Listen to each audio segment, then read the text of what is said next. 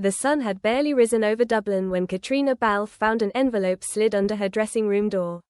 Her name was written in Tony's unmistakable handwriting.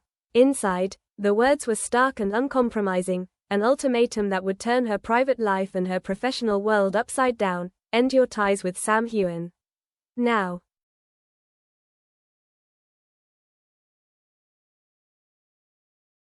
For months, rumors had swirled about Caitriona and Sam. They'd shared stages, red carpets, and a chemistry that fans devoured. But behind the scenes, tensions were building, and Tony McGill, the man Caitriona had built a life with, had finally reached his breaking point.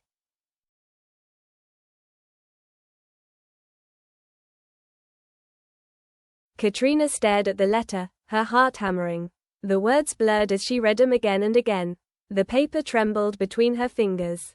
Tony's handwriting had always been neat, almost artistic, but the lines here looked carved in anger.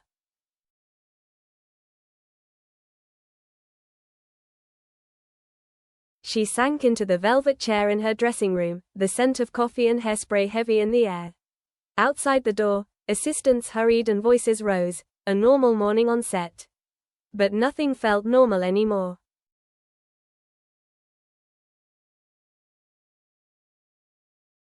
For months, her friendship with Sam had been under a microscope. Fans dissected every glance, every laugh, every behind-the-scenes photo. Interviewers teased them, producers used their chemistry to market projects. And Tony had smiled politely at all of it, until now.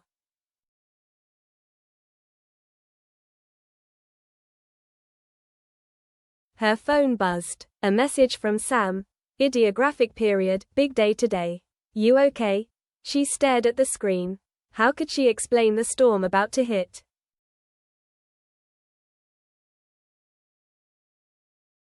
Across town, Sam Heughan was pacing his hotel suite. He had sensed the tension building, but he hadn't expected it to boil over this soon. The tabloids were already sniffing around for a story, and now Caitriona was silent on the other end of his texts.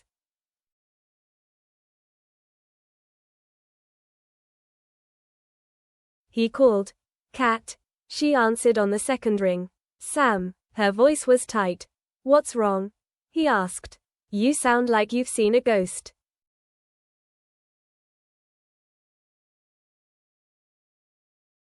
She hesitated. Tony gave me an ultimatum. Sam stopped pacing. An ultimatum? Ideographic period, yes. About you. She swallowed hard. He wants me to end things with you. Completely.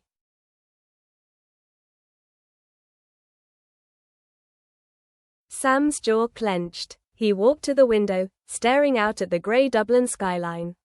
We haven't done anything wrong. We've been careful. We've kept everything professional.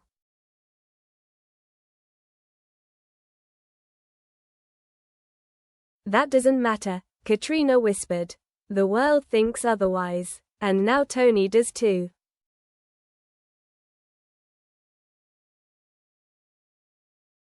There was a long silence. Sam could hear her breathing on the other end. He wanted to tell her it would be fine, but the truth was, it wasn't fine. Not anymore.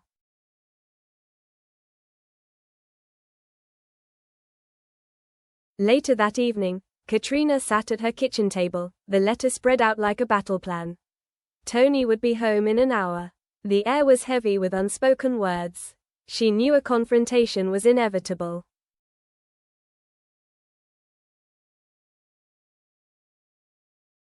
She picked up her phone and typed a message to Sam but deleted it before hitting send. Then she typed again.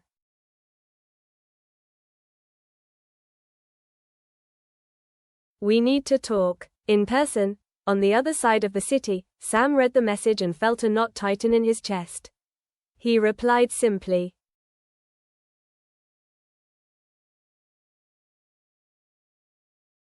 Tell me when. Caitriona looked at the clock. Time was running out. She folded the letter and slipped it into her bag, as if hiding it would delay the choices she had to make. But deep down she knew the ultimatum wasn't just about Tony, it was about her own heart.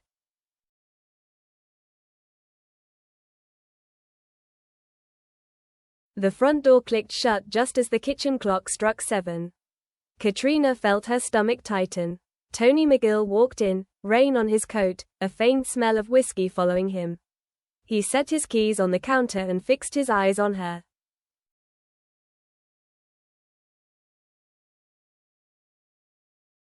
"You got my letter," he said. It wasn't a question. Caitriona straightened in her chair. "I did."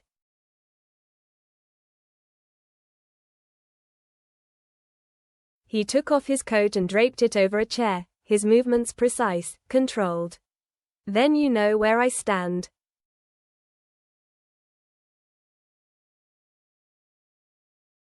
She folded her hands on the table. "Tony, you can't just order me to cut someone out of my life. Sam is my colleague, my friend."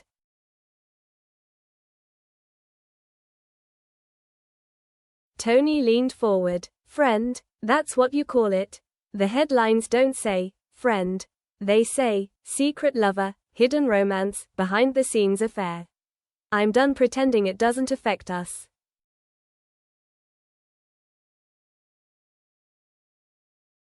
Caitriona met his gaze, her voice low. "And you believe them?" "I believe what I see," Tony shot back.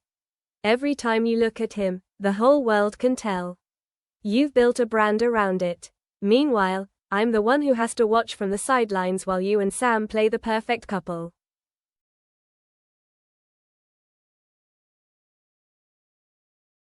"That's not fair," she said sharply.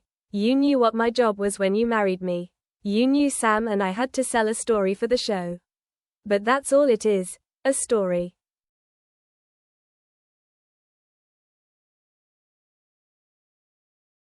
Tony's jaw clenched. "Then prove it. End it. Distance yourself from him publicly.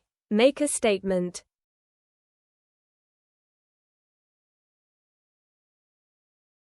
Caitriona stared at him. The room was silent except for the soft ticking of the clock. "And if I don't?"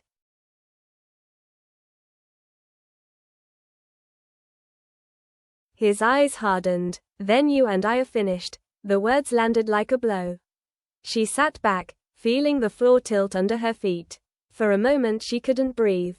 "You're giving me a choice between my career and my marriage."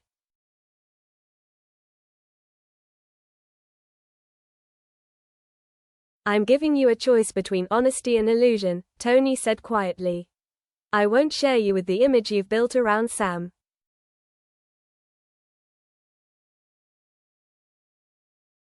He turned and walked toward the living room, leaving her at the table with the ultimatum echoing in her head.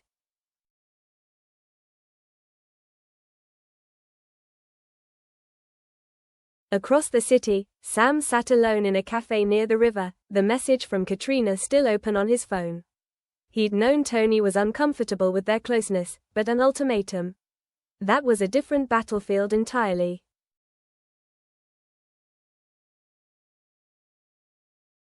He remembered the first time he and Caitriona had rehearsed together, how easy it had been to slip into their roles, how natural their connection felt.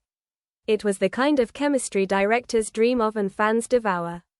But off camera, they had built boundaries, or so he thought.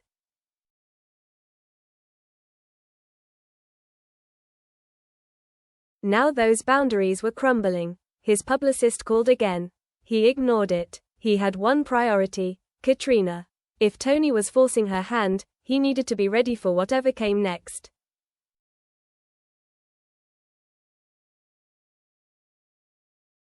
He typed a message. Ideographic period, "I'm here. Whatever you decide, I'm on your side." Then he put the phone down and stared at the rain sliding down the window, feeling the weight of a decision that wasn't even his to make.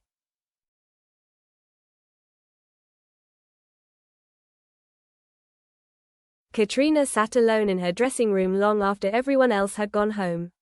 Her reflection in the mirror looked like a stranger, tired eyes, tense jaw, shoulders bowed under the weight of two worlds. In her bag, Tony's letter lay folded like a knife.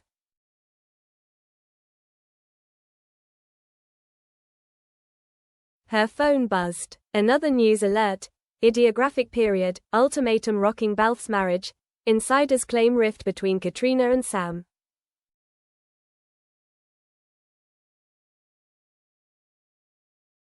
She muted it, but the headlines burned into her anyway. This wasn't just a private issue anymore. The story had leaked. Somehow, someone close to them had spoken to the press.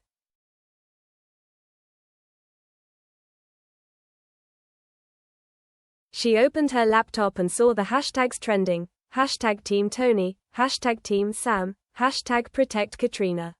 Fans were fighting in comments, dissecting photos, writing open letters. What had once been a fandom now felt like a battlefield.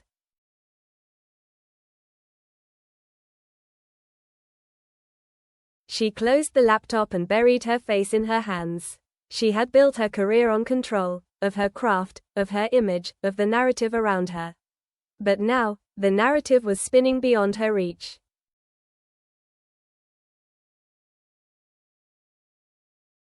Her phone buzzed again. This time it was Sam. They're running with the story.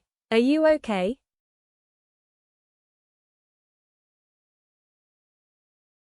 She typed slowly. Ideographic period, no. But I will be. Meet me tomorrow. She hit send, her fingers trembling.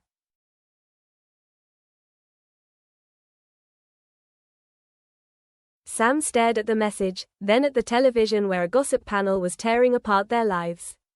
Caitriona Balfe caught in a love triangle. One host sneered. Another waved a tabloid with a blurred photo of Tony outside a hotel.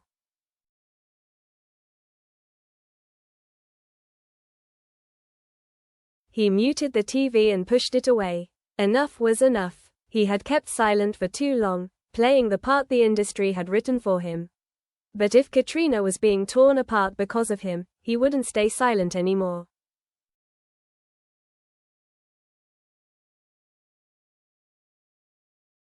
He began drafting a statement on his phone. Not one cleared by PR, not one crafted to soothe the internet.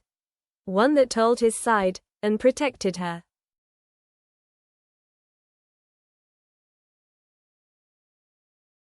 The next day, they met in a quiet park before sunrise. The city was still asleep, the air cool and damp. Sam was already there when Caitriona arrived, her hood pulled low. No cameras, no fans, just the two of them and the sound of birds.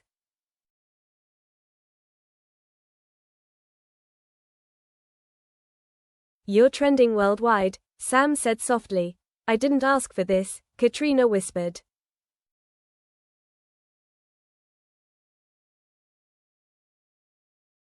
I know, I'm sorry. She looked at him. Tony's serious, Sam. He wants me to cut ties. He gave me a deadline.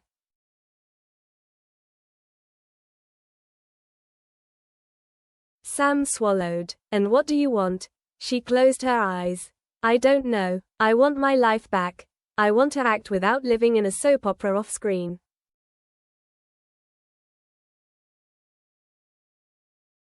He nodded slowly. Then let me fix this. She frowned. Fix how? He took out his phone. With the truth. Not the version the tabloids are selling. Our truth.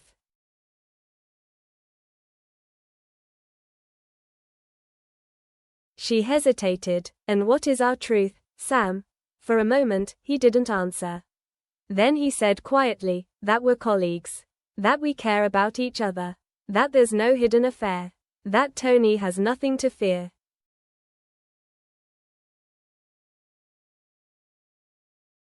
She stared at him, the weight of the words sinking in. You'd do that, even if it damages your brand?